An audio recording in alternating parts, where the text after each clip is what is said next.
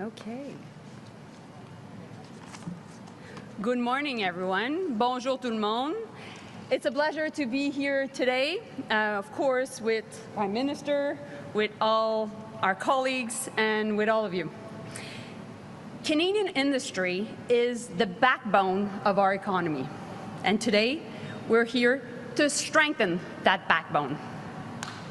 Indeed.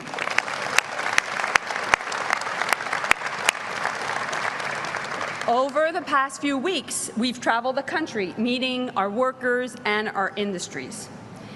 And people understand that we're living in a much more unpredictable and dangerous world. There are things we cannot control, but there are lots of things that we can control. What we heard is this. First, a call for more support. Second, a pride to keep building Canada strong. And third, a shared determination on that mission. The global trade landscape is shifting, and Canada must meet the moment. Our government is building a more resilient, a more independent economy, one that puts Canadian workers and industries first. Aujourd'hui, nous investissons dans nos travailleurs et nos industries. On investit dans les gens de chez nous et dans nos entreprises. Les gens veulent qu'on agisse et c'est exactement ce qu'on fait.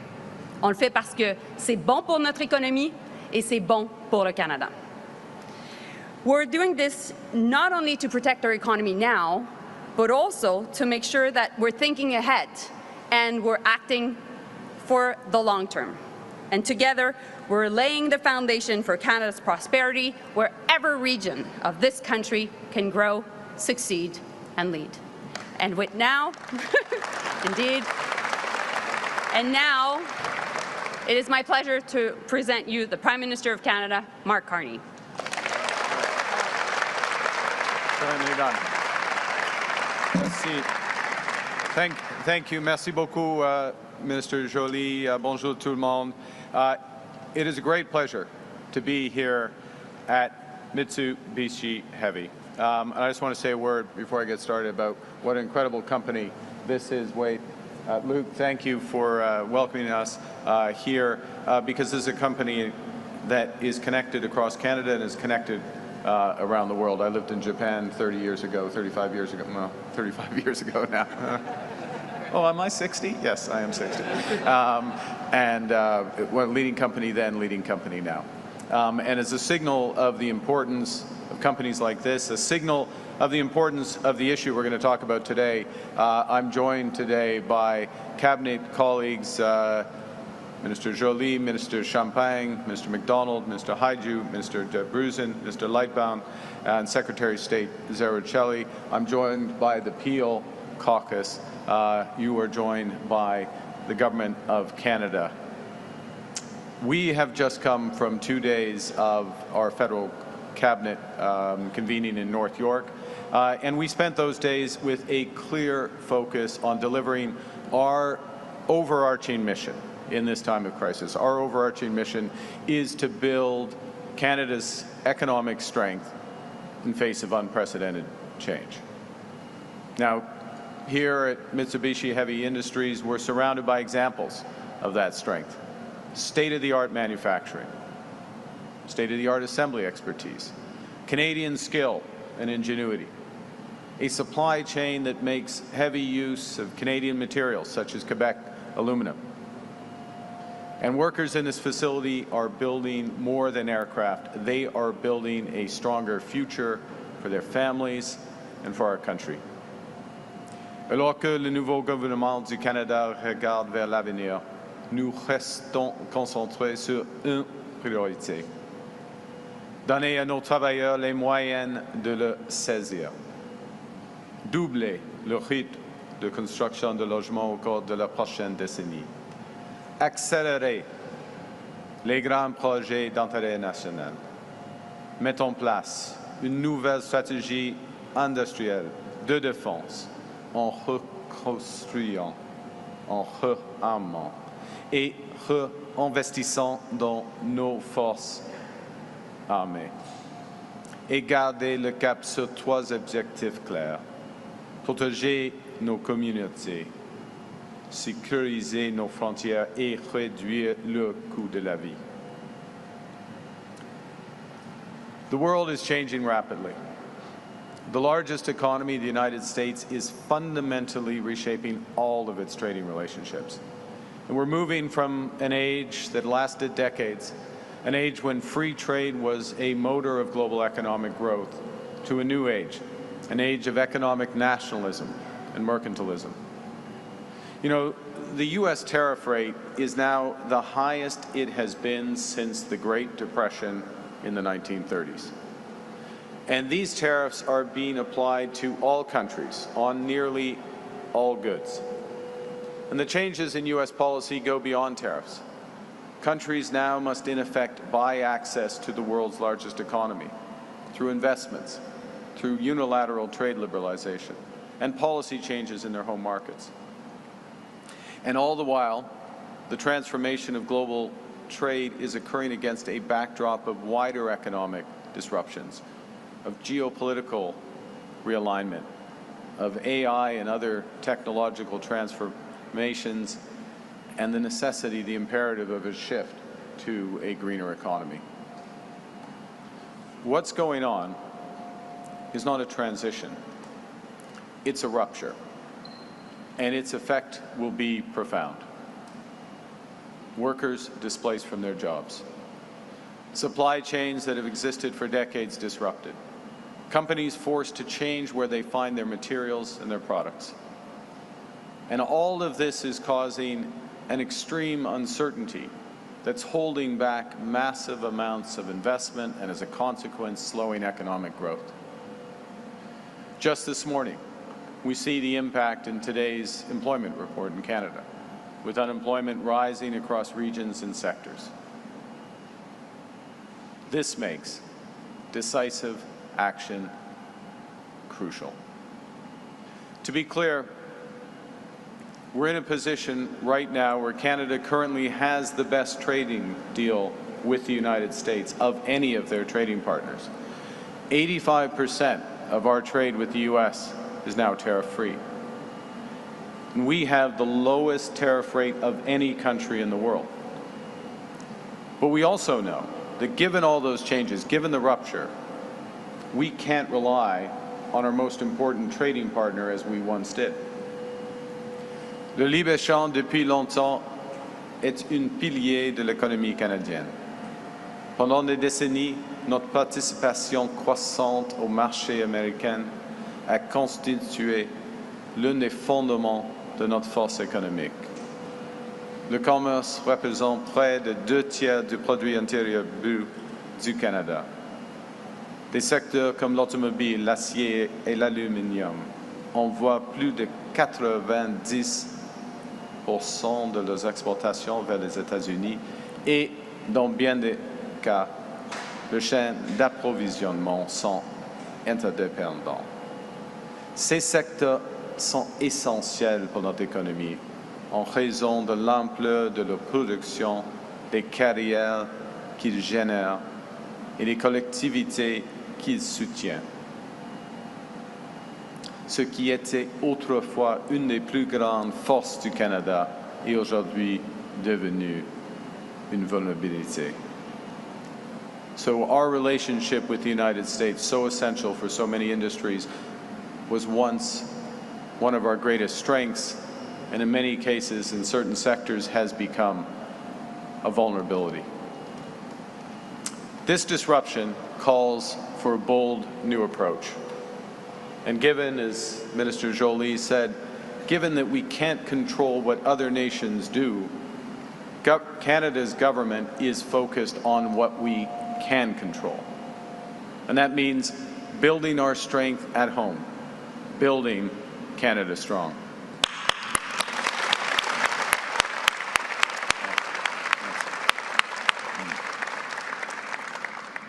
That means giving our workers and our companies the tools they need, retraining our workers, transforming our strategic sectors, creating entirely new industries, and being our own best customer by buying Canadian.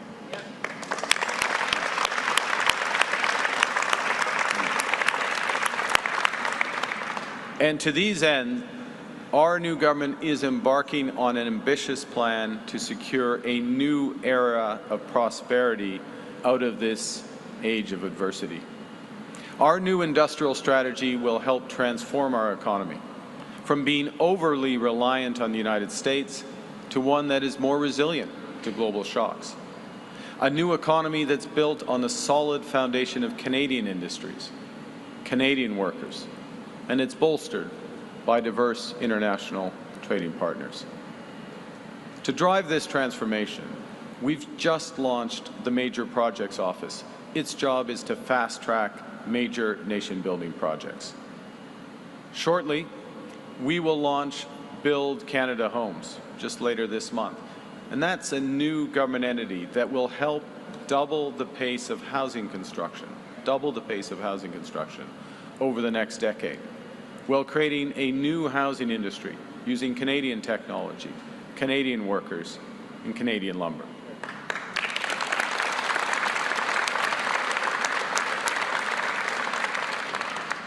This fall, we will unveil a new defense industrial strategy so that our defense estimates, which will be enormous, our defense investments support the growth of Canadian industries and create Canadian jobs and careers.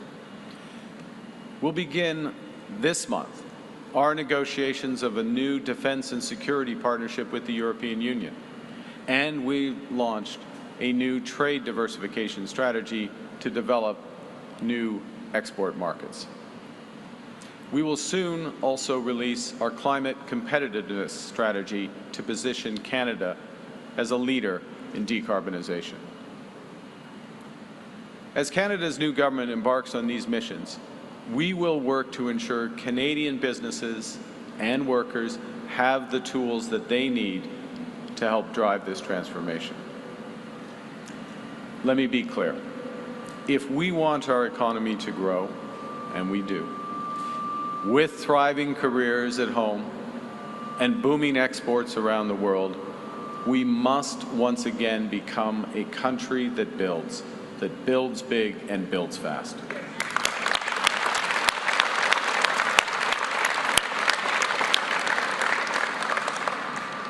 Because, as Minister Valdez knows, entrepreneurs, builders, dreamers power our economy. They are the engines of growth. And the strategic industries that are being so heavily impacted by U.S. tariffs, steel, lumber, aluminum, copper, our resource sectors, these are the industries that build Canada. And they will be central to our future competitiveness in a world of major infrastructure investment, defense and security, and that unprecedented acceleration in home building. And the government's role right now, in fact, the government's duty right now, is to make sure that our builders have what they need to succeed, so that they have greater certainty about the scale of the opportunities. Because when our builders, our entrepreneurs face calculated risks rather than unknowable uncertainty, that's when Canadian builders and innovators thrive. That's when the whole country rises with them, with higher wages, lower costs, and a stronger economy.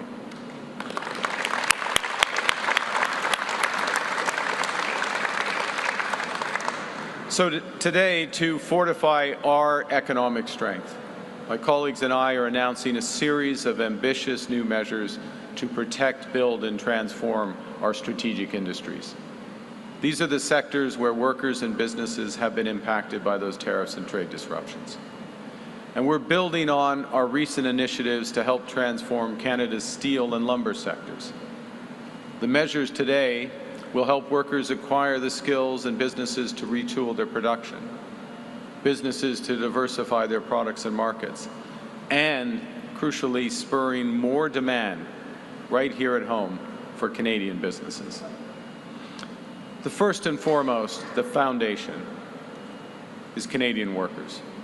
And we're going to support Canadian workers so they can drive Canada's economic transformation with new skills training and help them seize the exciting, high-paying careers that that transformation will create. To build a strong, confident workforce, that will help propel our economy forward.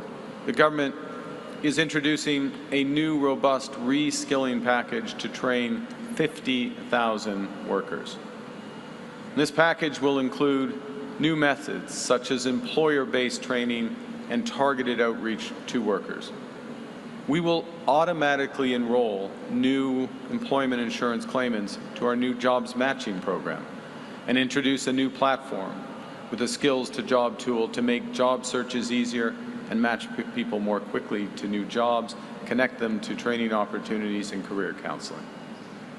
We'll leverage digital technologies and artificial intelligence to help working Canadians find training courses, supported by partnerships with companies such as Indeed, Jubilico, Career Beacon, ZipRecruiter, and eCampus Ontario. We'll also launch new sector alliances across industries, unions, and governments to coordinate recruiting and retraining efforts. And finally, we'll adapt employment insurance to provide a bridge to laid-off workers, giving them the time they will need to pivot. This will include providing long-tenured workers with up to 65 weeks of benefits. That's 20 more weeks than they have access to today. And we'll waive the one-week waiting period for over 700,000 claimants. The second major initiative that we're announcing today is a new $5 billion strategic response fund to help Canadian businesses adapt, diversify, and build that new economy. This fund has three core objectives. First, to help businesses pivot to new products and markets. Secondly, to retrain and retain skills and production here in Canada. And thirdly, to make our businesses globally competitive. So businesses can use these funds to invest in the design of new products, to retool their plants to boost productivity, or to offset the costs of accessing new markets. And the fund will be open to all sectors, given the fact that the tariff impacts are wide-ranging across Canadian industries. La priorité sera accordée aux projets issus des secteurs les plus touchés par les tarifs, comme l'acier, l'aluminium, l'automobile et le bois d'œuvre. Les fonds de réponse stratégique travaillera en étroite collaboration avec nos nouvelles alliances sectorielles pour s'assurer que ces projets d'investissement ne soient pas freinés par les défis du marché du travail. Grâce à une meilleure coordination entre les travailleurs et l'industrie, nous pourrons former efficacement et jumeler les travailleurs aux nouveaux emplois dans le secteur de demain. The third major thing we're announcing today is a comprehensive Buy Canadian policy. We are on a mission to build Canada strong through major infrastructure projects, through that modern defense industry, and by building millions of more homes. In that mission, the public sector can serve as an anchor customer for Canadian businesses. But for that to happen, a lot of things must change. At present, Canada's public procurement is following outdated rules of that old free trade order that no longer exists. For years, we've been buying as a government significantly from foreign suppliers for short-term gain. Now we need to use government procurement using Canadian taxpayer dollars to spur Canadian businesses for longer-term prosperity. To support Canadian industries, the government's introducing a new comprehensive Buy Canadian policy that will move from best efforts to buy Canadian to a clear obligation to do so.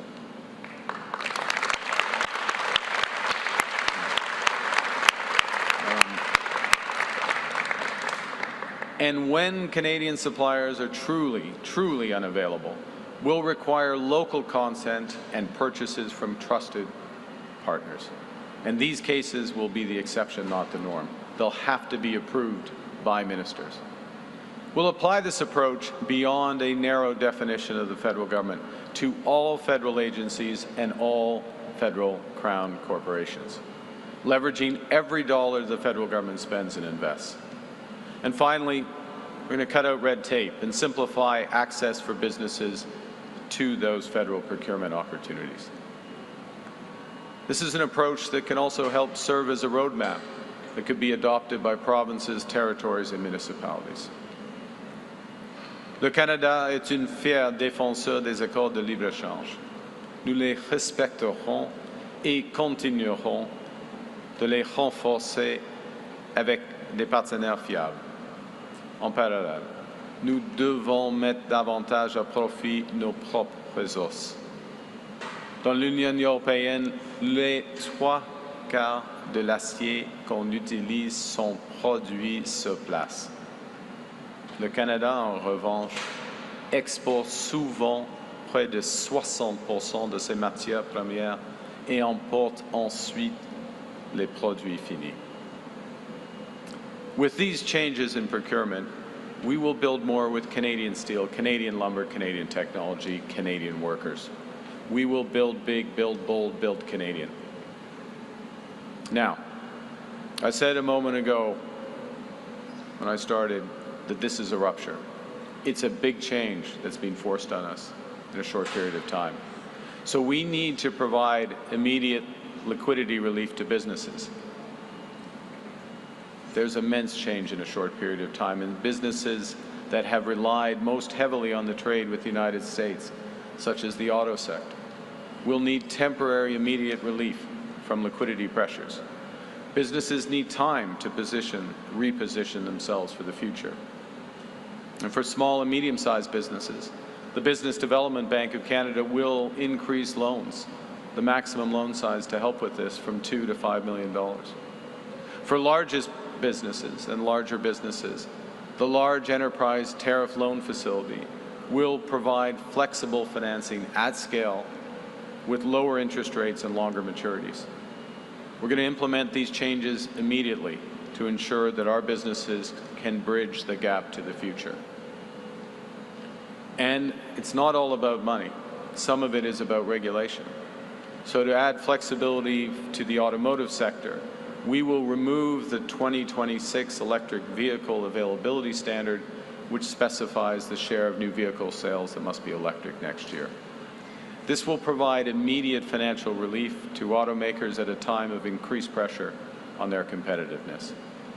And the government will begin immediately a 60-day review of the EV standard to identify future flexibilities and ways to reduce costs. And we'll advance new options to bring more and more affordable electric vehicles to Canadians. And fifth, we're announcing today that we're acting to protect Canada's agriculture and seafood industries. I'm going to focus on Canadian canola, which has been hit with Chinese tariffs. Also Canadian beef that's been subjected to unjustified trade action since 2021, and Canadian lobster since March of this year. To strengthen these sectors, Canada's government will introduce a new biofuel production incentive, providing more than $370 million to assist domestic producers and help them restructure their value chains. We will make targeted amendments to the clean fuel regulations to spur the development of a vibrant biofuels industry in Canada. And we'll increase the loan limits for Canadian canola producers to $500,000 and invest in agri-marketing and trade diversification measures to support our entire agriculture and seafood sectors. En mars, notre gouvernement a annoncé une initiative régionale de réponse tarifaire pour les petites et moyennes entreprises touchées par les tarifs américains. L'objectif était clair: stimuler l'investissement, mettre de nouveaux produits sur le marché et adopter des technologies novatrices. Aujourd'hui, nous allons plus loin. Nous élargissons ce programme en faisant passer le financement de 450 millions à $1 milliard. En prolongeant les délais de remboursement jusqu'à 9 ans et offrant de nouvelles contributions non remboursables jusqu'à $1 million dans tous les secteurs, y compris l'agriculture et les produits de mer. Parce que l'économie canadienne repose sur les petites et moyennes entreprises. Et si nous voulons bâtir l'économie de demain, elles devront investir maintenant. The mission that is guiding Canada's new government, the North Star that we follow, is building lasting economic strength for Canadian workers and their families. With economic uncertainty making it challenging for the private sector to invest, government must act. As Minister Joly said, government is meeting this moment with the most comprehensive suite of trade resilient measures in Canadian history. We're building these measures around 5 principles. A focus on the future to ensure that workers and businesses have the tools they need to pivot to new opportunities. Secondly, we're making sure the application is widespread. The programs are broad in scope because of the scale and breadth of the disruption in trade. Third, we're making sure they're flexible so they can be adapted to changing circumstances. Fourth, making sure they're accessible, making it simple to access them, keeping red tape at a minimum. And finally, they're cooperative. Provinces and territories will have important roles to play, and this national effort requires cost sharing and collaboration across all levels of government. Ces nouvelles mesures donneront à nos industries et à nos travailleurs les outils nécessaires pour bâtir une économie plus solide, un avenir où l'économie du Canada dépendra moins d'un seul partenaire commercial et reposera sur des bases solides. Un marché canadien fort, une demande canadienne vigoureuse et des partenaires commerciaux diversifiés. To conclude, we look back over our country's history. We've always turned challenges into opportunities. Canadians built the Transcontinental Railway to open new markets for wheat and timber. We retooled entire sectors of this economy in the fight during the Second World War. And then we built hundreds of thousands of new homes in record time for returning heroes and their families. We built a new seaway to unlock the potential of the Great Lakes economy. We forged new trade links for steel and lumber when old markets closed. And now, at this moment of profound change, we bear the same responsibilities, and we should have the same ambitions as those who became before us. Our ambition is to build the strongest economy in the G7. We know we need to act now, invest now, precisely when it's hard. And that's why we're charting an economic strategy to move our country forward from reliance to resilience, from uncertainty to prosperity. En appuyant nos travailleurs, nos entreprises et nos industries, nous bâtirons un Canada fort. We will build Canada strong with your support. Thank you very much. Merci. Merci, Monsieur le Ministre. We'll now take a few questions. We'll do one question per journalist, no follow-ups. Première question, CTV. Good morning, Prime Minister. Judy Trin with CTV News. Given that your government is pausing some EV targets and reevaluating the policy, and in your own words, you said you would like to pursue new options to bring more affordable electric vehicles to Canada. Does that mean that your government is also considering lifting the 100% tariffs that your predecessor put on electric vehicles made in China that have triggered punishing tariffs on the canola industry in Western Canada? Thank you for the question, Judy. The first thing is to say, from our perspective on climate competitiveness, is to develop the competitiveness of our industries everywhere from the resource sector through to manufacturing, through to services, so that Canadian businesses can compete. We can grow foreign markets. We can grow jobs and sustainable jobs here in Canada. And in that regard, there's a series of measures that we're taking and will take, starts from the tax system and works its way out so that the investments in decarbonization are happening here in Canada.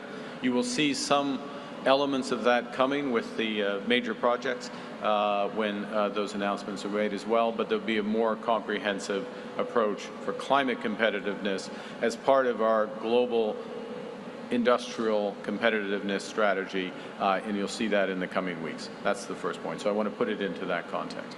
The second is that we are working through, we're at the start of a restructuring in the Canadian auto sector.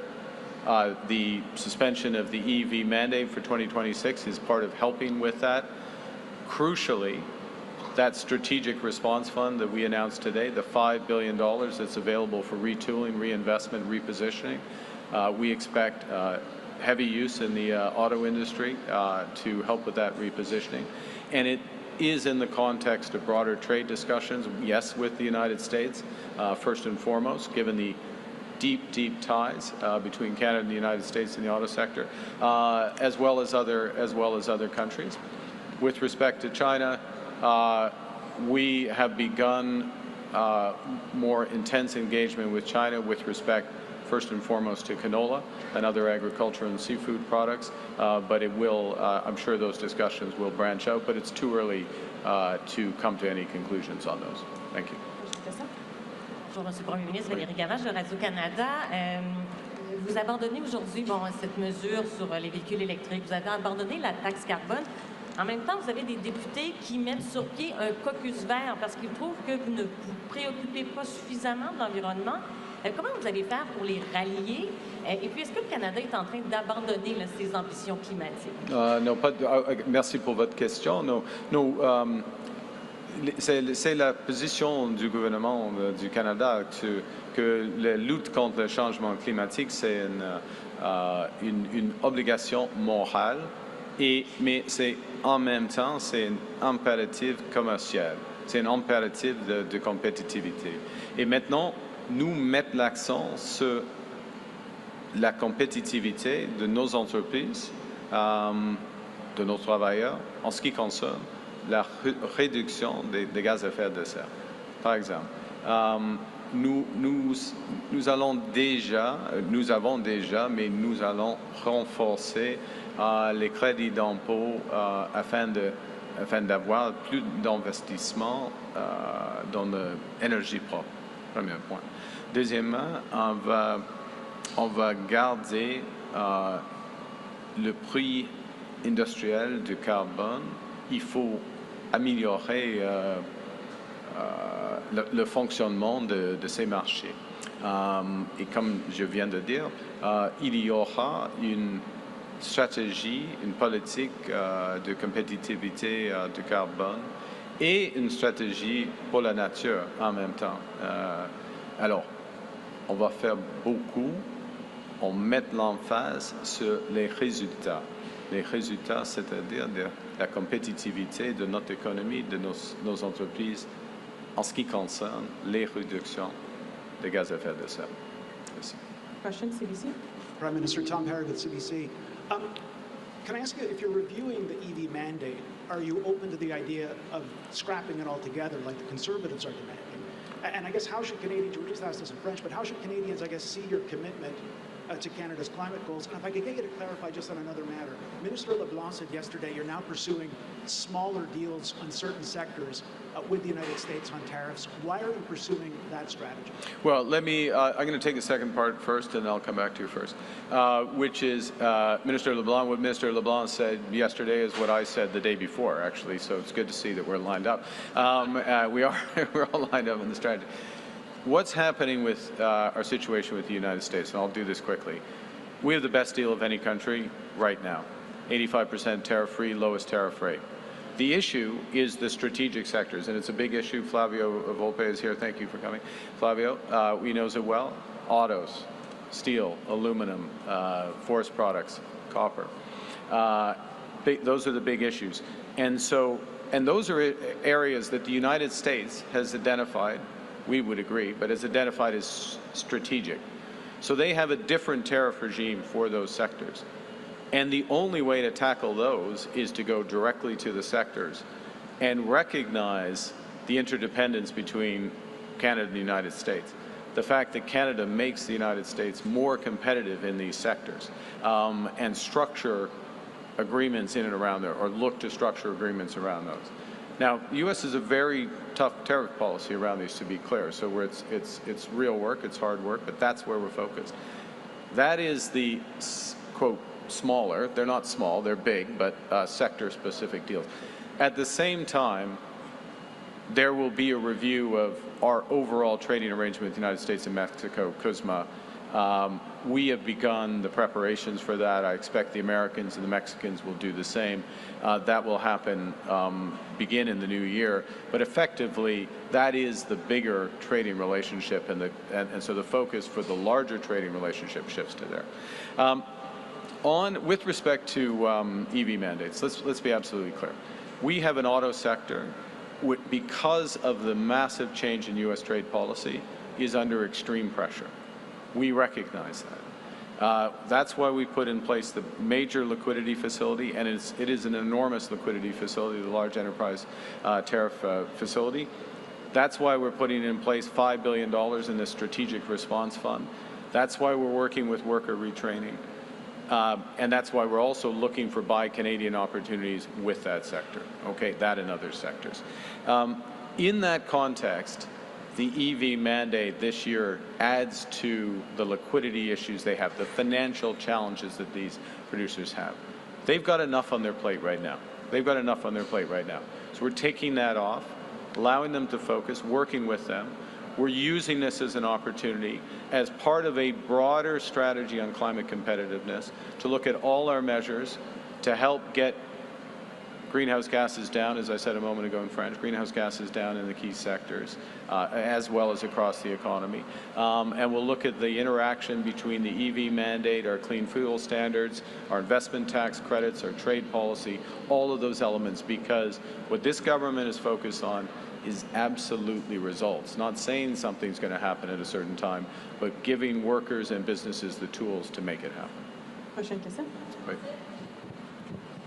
J'ai déjà répondu en français, en effet, parce que c'était la question en avance, c'était presque la même. Alors, pardon. Madame. Bonjour, Émilie Bergeron, la presse canadienne. Sur votre annonce, en annonçant autant de mesures aussi vastes, aujourd'hui, est-ce que vous dites aux entrepreneurs, ça peut être encore très long, la guerre tarifaire, armez-vous de patience? Et pourquoi avoir attendu jusqu'à aujourd'hui tout ce temps-là pour que le secteur de l'aluminium reçoive de l'aide financière? Oui, le processus de la restriction de l'économie canadienne va durer un certain temps. Ça, c'est absolument clair, parce que, comme j'ai dit, c'est une rupture. Les politiques américaines économiques ont changé profondément. Oui, il y a des négociations. Oui, on va gagner de plus, probablement, dans les négociations. Oui, on va diversifier nos marchés, absolument. Mais ce processus va prendre du temps. Alors, il faut investir, et en ce moment, il faut investir maintenant afin d'accroître la compétitivité. Alors, c'est la raison pour laquelle d'avoir dans vos mots des initiatives vastes. Alors, en ce qui concerne le secteur d'aluminium, il y a toujours les options d'avoir accès au large enterprise tariff liquidity, la liquidité là. Et oui, maintenant, il y a d'occasion avec le fonds réponse stratégique, parce que nous avons des discussions tout le temps avec le secteur d'aluminium, ministre de l'Industrie, ministre des Finances et moi-même. Alors, c'est approprié maintenant. Et le montant, comme vous l'avez dit, c'est 5 milliards de dollars, c'est approprié. Ouais. Pourquoi pas avant? Ouais, c'est le moment maintenant, c'est fait. Next question, Seaback. Good morning, Prime Minister. Good morning, Minister Joly. Prime Minister, you and your office announced yesterday a willingness to support Ukraine with military scalable assistance, military assistance to support a lasting peace of the country. But now we've heard the Russian president reject such security assurances. He says that any troops, foreign troops in Ukraine would be a legitimate target. Does that change at all your stance that was announced yesterday? Look, President Putin is the cause of this war. He has not yet come to terms with the need for peace. We need to maintain, through the coalition, the willing, other allies, the Ukrainian armed forces need to maintain maximum pressure. That pressure has several aspects. First, obviously the Ukrainian forces themselves and ensuring that they are appropriately armed in their valiant fight, and Canada has just reinforced that, as have other allies. Secondly, that pressure is economic. It's sanctions. We have put in place sanctions on more than 3,000 individuals, tightening the oil price cap and other sanctions. The next wave of sanctions is being prepared amongst allies, and it will come, and these are having an effect on Russia's economy, and we need to keep there. The third aspect is to make clear that Ukraine will be supported when peace comes, when there is a cessation of hostility. First and foremost, that's the Ukrainian army, but yes, it will need to be backed up by robust and credible security guarantees. That's why Canada is in the coalition of the willing. And through part of that, Mr. Putin is the cause of this war. He's the reason for the killing. He is not going to dictate the terms of the peace. Next question, Laura. Morning, Prime Minister. Laura Stone, Globe and Mail. I wanted to ask about our story today on Tom Pitfield. I was wondering if you knew about his ties to the tobacco industry before our story, when you hired him in your office. If you have any moral qualms about his ties to the industry, given the push to stop smoking and vaping, and if he will recuse himself from any health discussions or debates in your office? Well, the first thing is people in my office, as you know, and Canadians would expect, go through conflict of interest and ethics procedures, and appropriate screens are put in place, and they're followed. That's the case for Mr. Pitfield. That's the case for all the staff in my office. That's the first. The second, there's certain activities which are legal in this country, which I don't necessarily follow or approve of.